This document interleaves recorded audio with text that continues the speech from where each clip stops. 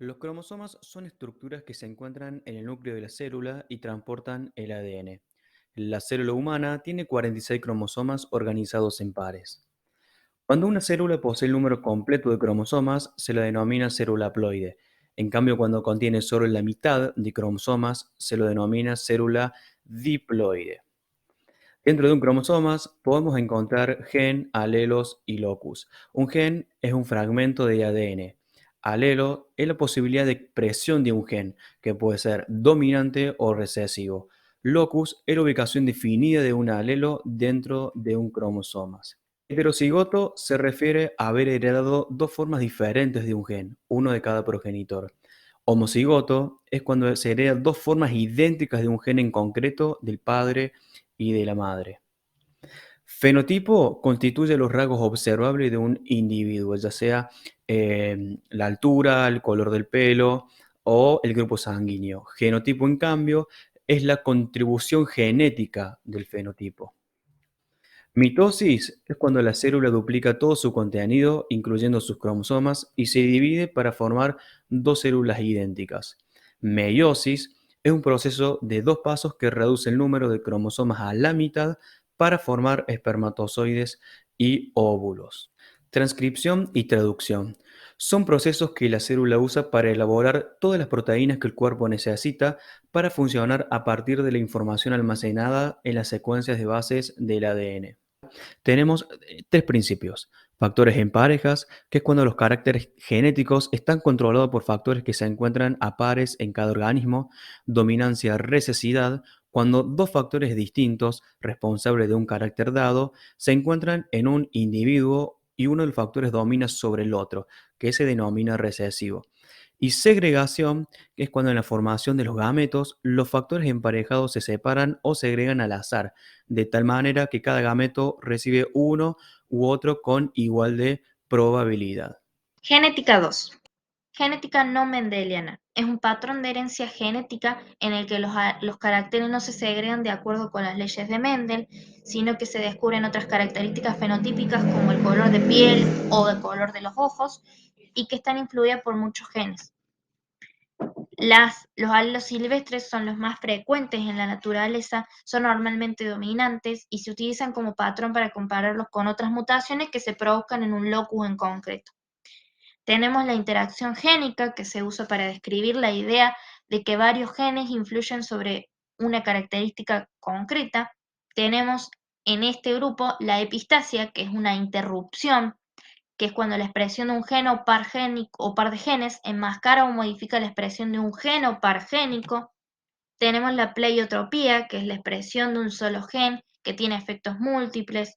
Ejemplo, el síndrome de Marfan, que es una mutación dominante autosómica que básicamente se destaca por la dislocación del cristalino y el alargamiento de sus extremidades y huesos.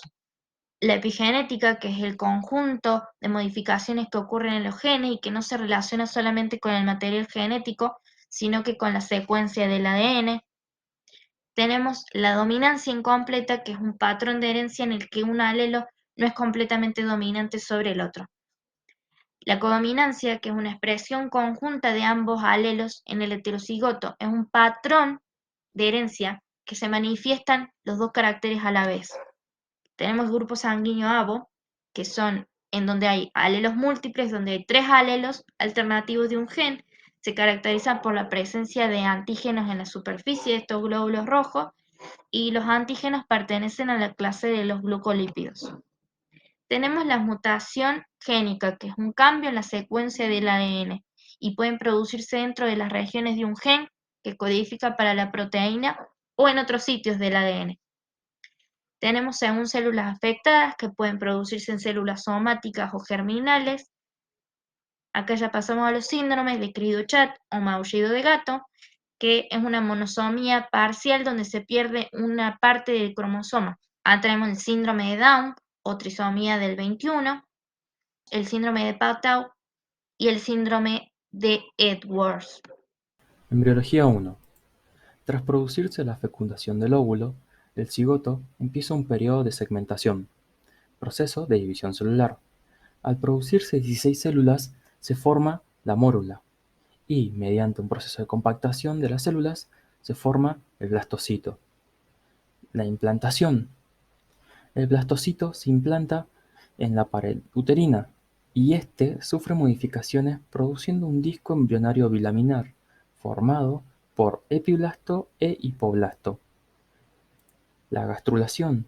El disco bilaminar se vuelve trilaminar y el embrión se denomina gástrula. Se forman tres capas germinales: ectodermo, mesodermo y endodermo.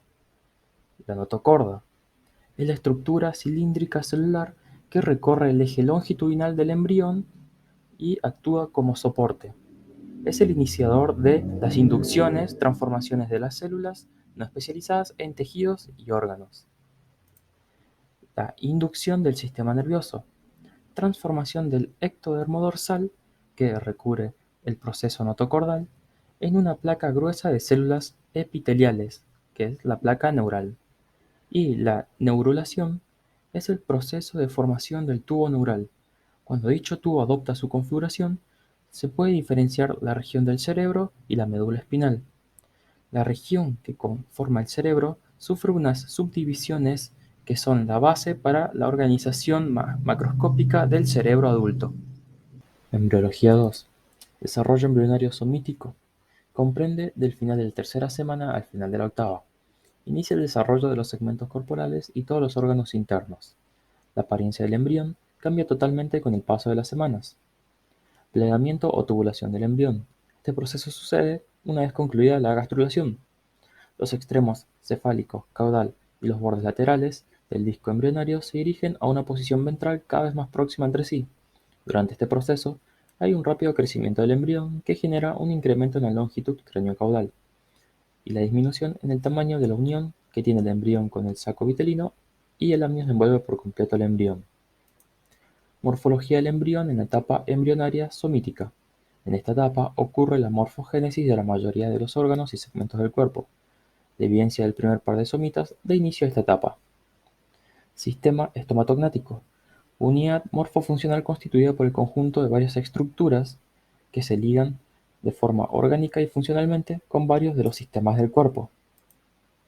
Desarrollo embrionario del sistema estomatognático. La formación del aparato faríngeo dará lugar a los componentes cervicales y craneales. Contribuye a la formación de la región orofacial. El desarrollo de la cara y muchos elementos implica la transformación del aparato faríngeo en estructuras adultas. La formación y desarrollo del aparato faríngeo dura desde la segunda hasta la octava semana del desarrollo intrauterino.